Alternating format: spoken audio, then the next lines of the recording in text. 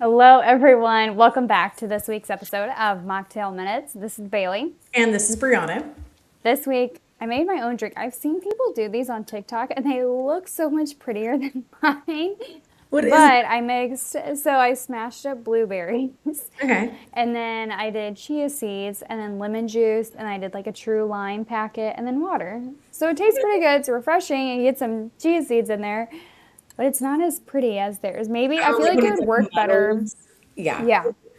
A lot of them that I've seen use like lemons and strawberries, and it's like I feel like strawberries and stuff would be better because like when you smush blueberries, like they're white on the inside. Oh, yeah. And then you have all their little peels. I mean, Yeah, it's just like peels, as long as it but it tastes tastes good. good. Yeah. Also feels like a very inexpensive option.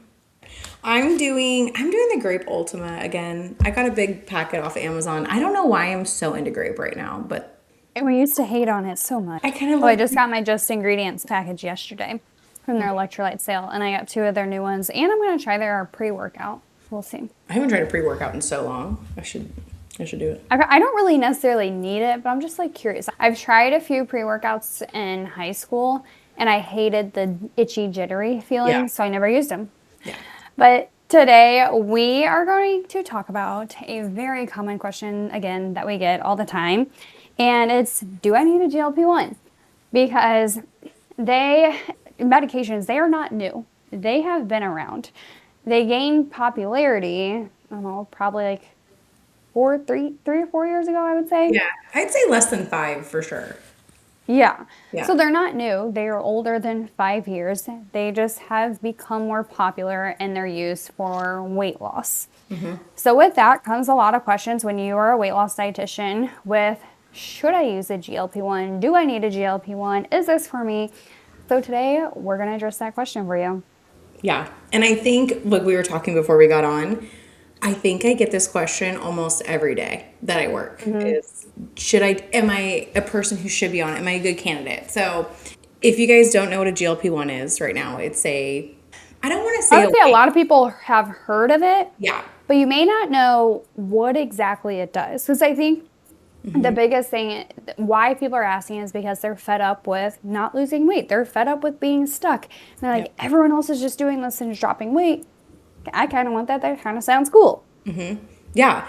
And I don't want to call it a weight loss injection, but it is, but it's also used for diabetes, which is why it helps you with losing weight, which is why when you and I are screaming from the mountaintops, like eat for blood sugar management, it's such a weird concept, but these work in a couple of ways. So one of the ways is by slowing gastric emptying. So food stays in your stomach longer. It helps you feel more full. You feel more satiated.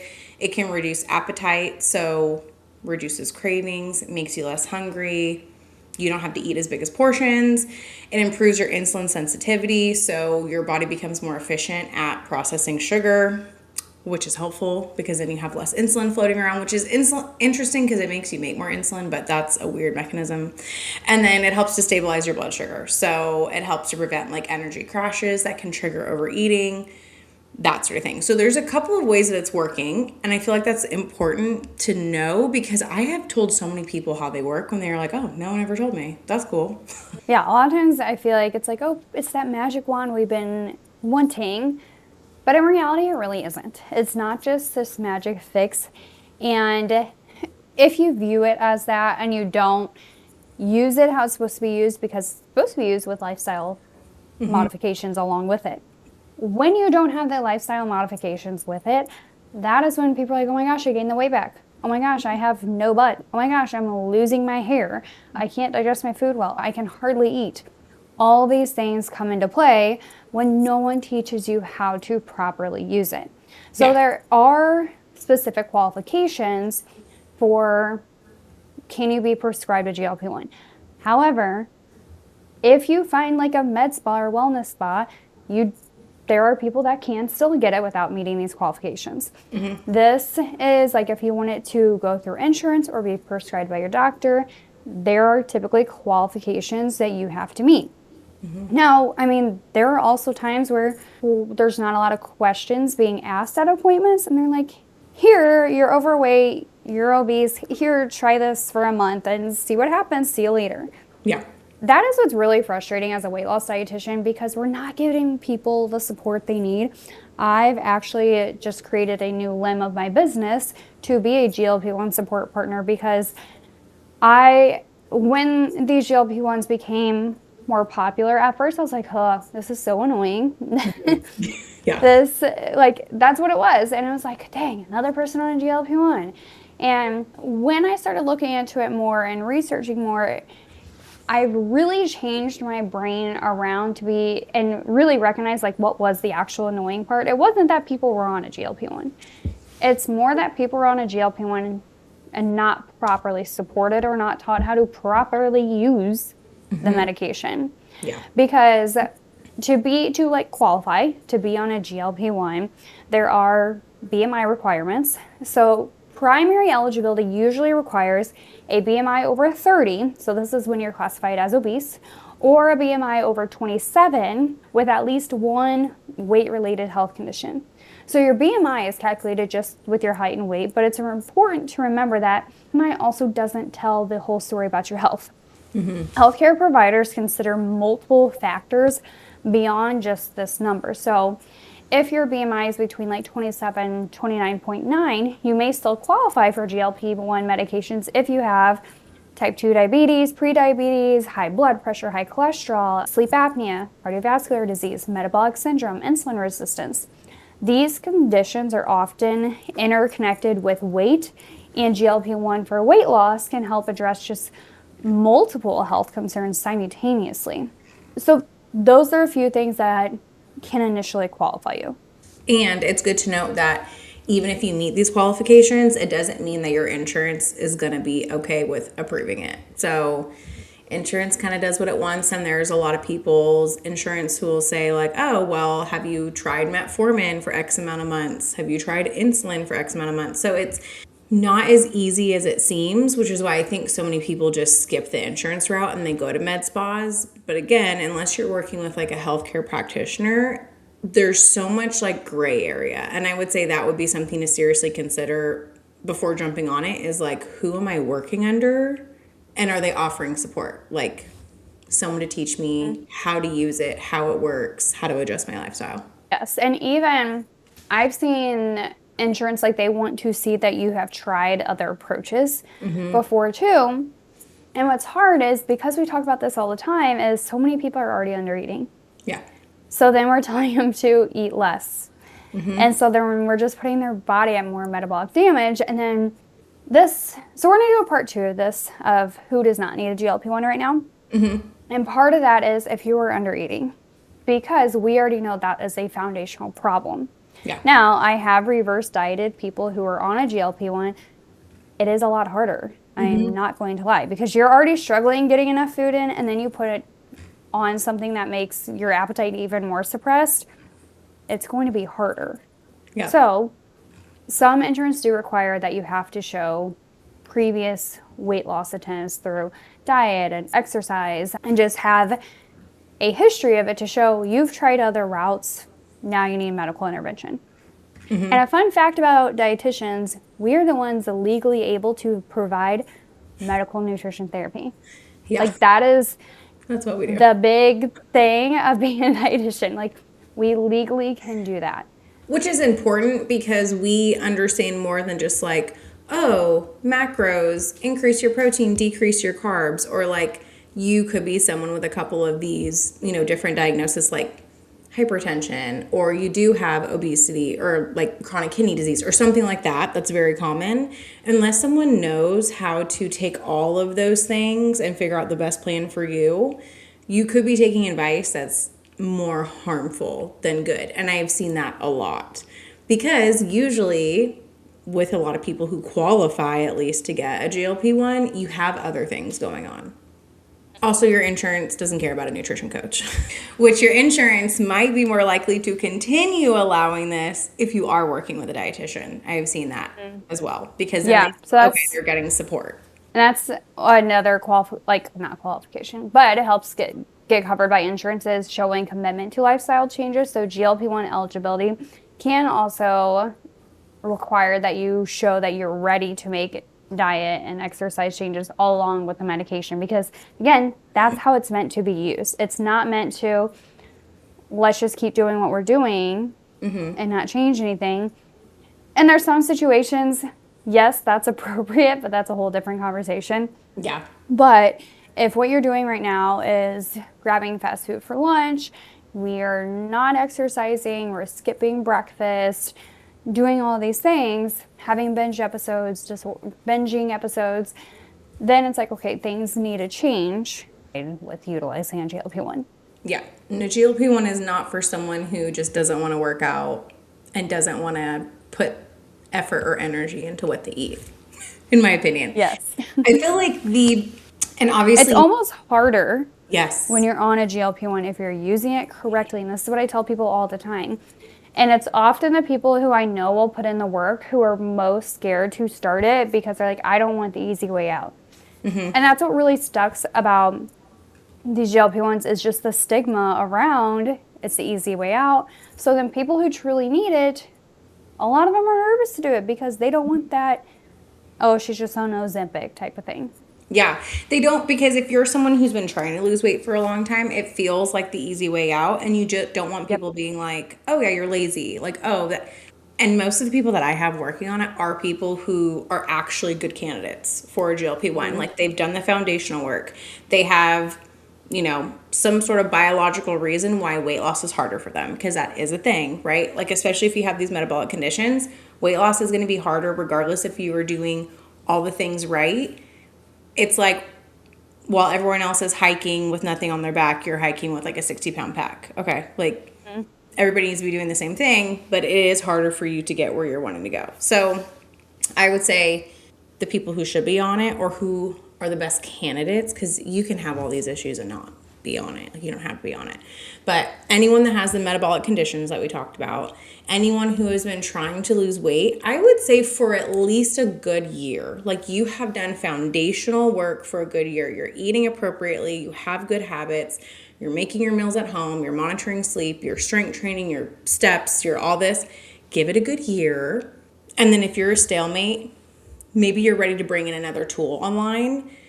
And then I think, honestly, and only because this has been coming up a lot for me too with clients, is if you are someone who's on like a mental health medication that makes you gain weight, because you can't just, you could be doing all this stuff too. You're not going to like get off like your mental health meds. Yeah. We don't want to do that. Don't do that. But a lot of people will want to, because it's like, oh, this made me gain 40 pounds and I can't lose it. Okay, well. And that doesn't feel good either. Right, exactly. So like we went. But other than that, if you don't meet those requirements, I'm not going to say, if you ask me for my honest answer, I'm going to say it's probably not appropriate for you yet. Mm-hmm. And what's great about, this is what I tell my clients all the time when they ask me, like, you can ask me, I'll give you my opinion if you want it, because we have no skin in the game, no matter if we tell you yes or no to do a GLP-1. It literally does not affect us one bit. And with being dietitians, we can tell you how to really utilize it, because there are people too that I have recommended to microdose as well, where they did not really have a lot of weight to lose, which some providers don't necessarily agree with this, and that's okay. One thing I've learned as a healthcare provider is people are going to have different ways. It doesn't mean that someone's is wrong. It's just we have different experiences, different things we've seen work, and that's okay. So I have had people use it when they had like 15 pounds to lose. They microdosed it. They didn't change anything else we were doing. Like, they were literally tracking their food. They were strength training 4 times a week. They were getting their sleep in. They were taking care of their nervous system, like literally doing all things. Weight wouldn't change. That was the only thing we added in. So there are certain cases, but overall, meeting that other criteria we talked about and attempting all these other pieces first. And I think it is hard to do the year long, because it's like, oh, well, what if I do this for a year and I still don't lose weight? What a waste of time. It is not a waste of time. If you're trying to implement things that you're not doing right now, you're going to set your body up better to utilize the GLP-1, because the GLP-1, now it's going to set up your environment that is better for weight loss. It's not just going to be like a direct weight loss Yeah. door type of thing. It basically just sets your body up for better success. You're in a better environment. Your body's in a better environment to lose fat or lose weight in general. It's not just targeting fat loss. So many people who are obese or who have chronically dieted often experience that constant hunger, the strong cravings, that food noise. They have difficulty feeling full. They don't have satisfaction with meals. They have low energy, and they do have a tendency to regain lost weight. So when calories are reduced, the body is going to respond by increasing hunger hormones, increasing reward signals around foods, decreasing satiety signals, and just making highly palatable foods hard to resist, which that is a big thing that I see. Yeah. But all of those things that I mentioned, like the constant hunger, the cravings, the food noise, a lot of those can actually be helped by simply balancing your blood sugar. So if you started there and it's like, okay, those things are still happening, then you add on a GLP-1. If you start there and you're like, oh, wow, I feel so much better. Okay, now you don't have to get a GLP-1. And it's going to work better. Okay, so I know a year, like you said, sounds like a long time. It's not. It's not. It goes by so fast. And if you have the foundation set, the GLP-1 is going to work better. You're going to feel better. You're going to be able to come off of it, because the only reason why people are being told that if you're taking it for weight loss, it's a lifelong thing, is because we know people have such a hard time with lifestyle changes. But I'm going to foreshadow and say that's incorrect, because we said that with gastric bypass, people regain weight after gastric bypass. So eventually there's going to be a time when people have been on a GLP-1 for 5 years, and because your body adapts. Okay. So it's going to work better. It's going to be cheaper, because that's the other thing is it really, really sucks to be relying on a high dose GLP-1, totally ignoring any foundational stuff, totally never feeling hunger, all that. Like, your body is still hungry. You just don't feel it. And then all of a sudden your insurance going, we're not going to cover this anymore. It's $1,500 next month. And you go, oh, I don't have that. And then you gain 30 pounds in a month and a half because suddenly you're like, oh yeah, that's what hunger feels like. And now my body's pissed. And that's why it can be harder to be on it, because you have to be able to be like, stop for a second. You can't rely on your body to tell you you're hungry. You're not going to be intuitive eating here. I don't really have many people being intuitive. Now, I have people who still have a little bit of an appetite, which is good. If you have absolutely no appetite, it's usually because your dose is too high. We want you to have a little bit of an appetite. But yeah, a lot of people, they literally have to schedule their meals, set alarms, and plan their day out so that way they remember to eat. Yeah. And because those hunger and satiety hormones, we're just not picking them up as well. And that can happen without a GLP-1. For me, if I am running through my day with work, it can easily be 2 o'clock. I'm like, I haven't ate today. That ain't great. So I have to schedule out my lunch. And so that's where being an informed versus intuitive eater, honestly, I think more people just can't rely on intuitive eating based on our society, based on our schedules, based on chronic dieting, getting us into these crappy situations. And so sometimes intuitive eating, we just can't rely on it. Well, and that's the conversation I'm having with people who are on it, because I've had a couple of people who have finally brought on as a tool. They were ready, and they're like, oh, wow, you weren't kidding. Even though I'm on a microdose, I know I'm under eating. And so they're actively making sure they're eating because they don't want to be under eating. We've gotten way past that. And it's this weird contradiction, because the reality is, if people were great intuitive eaters, like if you knew to eat when you were hungry and stop when you were full, weight maintenance would be so easy. And so now it's like we're kind of going against that. But you can't, like you said, go off intuition, because I've had people who are like, oh, I didn't eat at all yesterday. And I'm like, because I'm hungry. I'm like, well, I'm going to have to be intentional now. Like, and yeah, like you said, if you don't feel hunger at all, your dose is too high, and it is very hard to keep these good lifestyle habits when you don't need to. And that's the other thing I'm trying to tell people is like, what is our long-term goal here? Do you long-term want to like have all these good habits? Well, then maybe you need to pull back on your dose so that we can actually do those, which is why you can't do it if you don't have a foundation, because you will never make. Why? Like, don't fix it if it's not broke. If you don't have to make all these changes, why? Why would you start working out Yeah. and walking more and cooking at home? Like, people don't want to do that. And I have seen people start a GLP-1, their insulin comes down, A1C comes down, glucose comes down, weight comes down for about 15 pounds, and then it stops.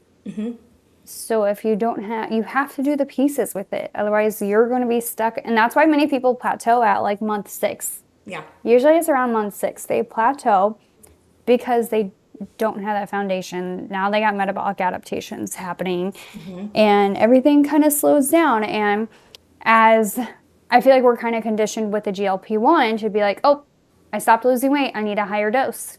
So when they ask me, do I need a higher dose? My question is, are you eating 3 meals a day?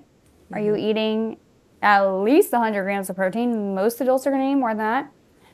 And are you strength training? If the answer is no to any one of those, do not increase. No.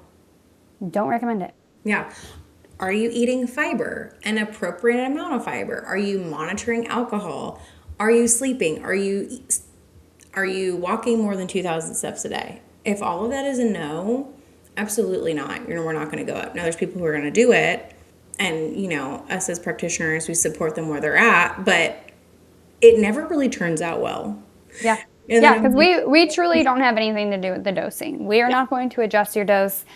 I will give you my opinion, but that's also something to discuss with your provider. But those are things I kind of look into. Like, if we're not doing them, then it's a no for me.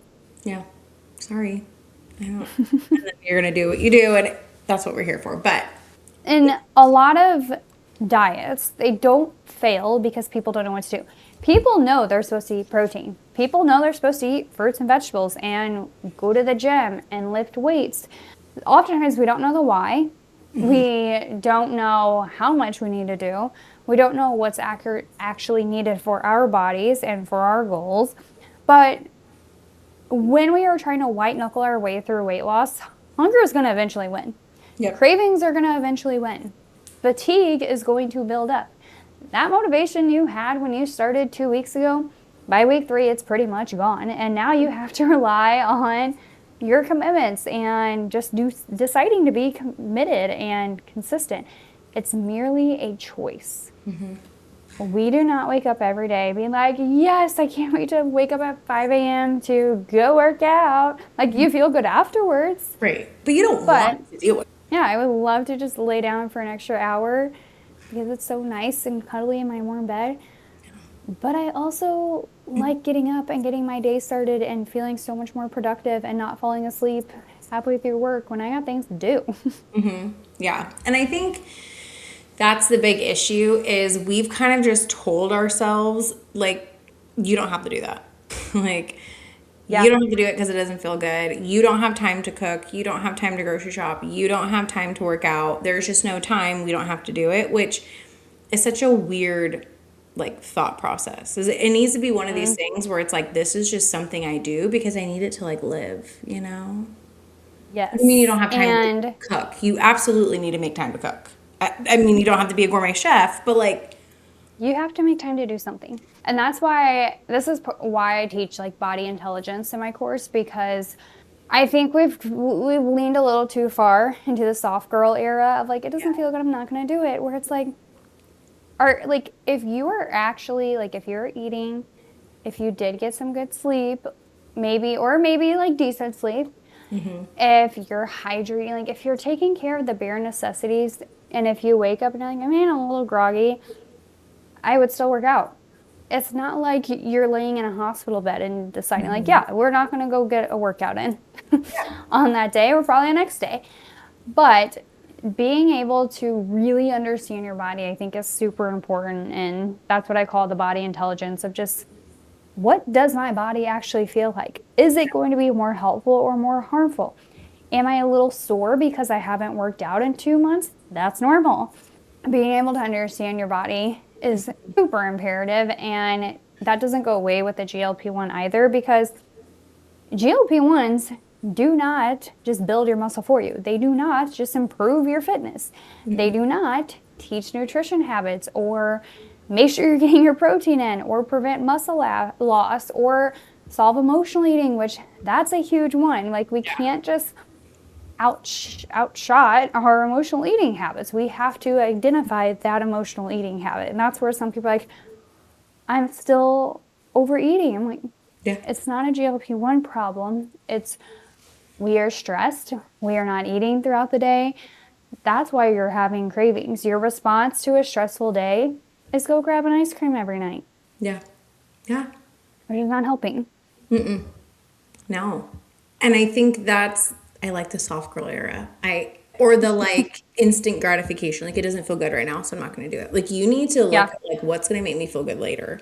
Moving my body to, like, again, yeah, if you're injured or whatever, like, you can adjust your workouts, you can adjust how you do things, but you need to do things just because you need to be doing them and you told yourself you're going to do it. Because that is one thing I see a lot, that mental exhaustion of, I have eating healthy and working out on my list to do, and I'm not doing it, and I'm not doing it, and I'm not doing it. And that weighs on you, and the whole not being able to do the things that you said you were going to do makes it worse on you. You getting up and doing it, you're going to feel so much better because it's like, oh, I did it. Like, I checked it off my to-do list. I kept my promise to myself. Great. And suddenly it gets easier and easier. It feels like a big task because you've been telling yourself for the past like 2 years, I'm going to work out. Yeah, so there's been a lot of buildup there. Yeah, so of course it's stressing you out and you feel overwhelmed. The GLP-1 is not going to help fix that. And again, if you are that person and then you get on it and then for some reason you have to come off, you are going to be working so much more uphill than you already were. And that's what I really want people to know. Is like, and again, when they first came out, I think I was annoyed with it too, but I think it's not the medication. They work great. They're a fantastic tool. I think they're like a game changer for a lot of things. It's the mindset of, I don't have to change anything. I can just inject myself once a week. That drives me bonkers. You still have to change things. And I guess the other thing we wanted to talk about in this episode was the different types of GLP-1s. Because I think like Ozempic, Wegovy, that's like what people, or that's what they hear about all the time.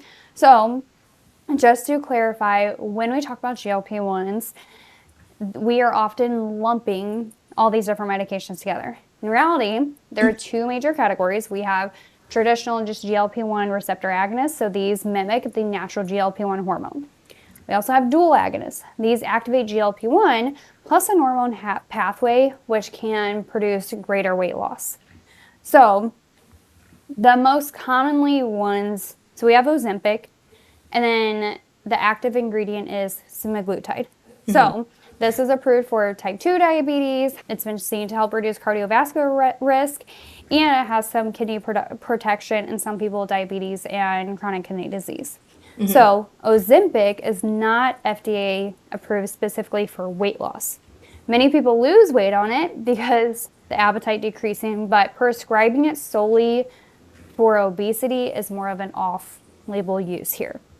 So Wegovy, active ingredient for this is also semaglutide. So FDA approval, this is approved for adults with obesity, adults with the BMI over 27 plus a weight-related condition, some adolescents with obesity, and this is the same medication as Ozempic. The difference is it has higher approved dosing. There are, insurance is going to cover it differently, and there's different FDA indication. So Ozempic for diabetes, Wegovy, more obesity side of things. Yeah. And then you have the Mounjaro, which is the active ingredient is tirzepatide. This is the one that a lot of people are like, oh, it works better for weight loss because it's a dual agonist, so it's doing more than one thing. It's working on the GLP-1 receptors, but it's also a GIP receptor. So basically what that means is you are utilizing basically the energy you have first before creating. It's kind of complicated. I don't know if you want to go into it. But just know it's working in two different ways. So sometimes your symptoms are a little bit higher. Some people are a little bit more sensitive to this one as far as like GI side effects. But tirzepatide is FDA approved for weight loss, weight management. In obese adults who are overweight plus have one related condition. So technically overweight BMI is over 25, but they're having it be 27, which I think is appropriate. So it's the same drug as Mounjaro. Mounjaro is for diabetes. Zepbound is for obesity. And I think everyone is just interchanging them. And I think it's because when you're getting them from med spas and different companies, they're usually compounding it with these active ingredients. And so sometimes that's why they get interchanged. Because unless you're getting it through like its actual dosing FDA, it's probably like a mixture of stuff. Yes. Which isn't always bad. Yeah, it's not There are always bad. definitely good med spas, but there's also some where you might not be getting exactly what you think you're getting. Yeah. So just always look into the sourcing. Yeah. I think it's helpful and know where you're getting it from. Especially with the compounding pharmacies, a reputable one, because a lot of times there's restrictions on like you can't compound it or mix it the way you would like Zepbound, for example. You can't mix it the way the FDA says to mix it because you can't sell that through a compound, so they'll add stuff to it. A lot of times it's like vitamin B, other things, but you want to make sure you know what they're compounding it with to get around the FDA. Because the FDA has been trying for a while. Like they're throwing out all the stops and places are just like pivot, pivot. So know where you're getting it from. That's really important. Don't just look at price. And people will also respond differently to different types. I mean, yeah, typically if you're doing like Zepbound, the average weight loss is higher, like closer to 20-25% versus Wegovy is 15 to 17%. But yeah, people can just respond differently because they're not all pharmacologically identical. Semaglutide has a strong appetite reduction and satiety. For many people, tirzepatide, it has that dual pathway. It's usually greater for weight loss, but not for every individual because that tirzepatide, when it's stimulating two pathways, some people begin to experience a larger appetite reduction than they did on semaglutide. Others notice little additional benefit or they have more side effects with tirzepatide too.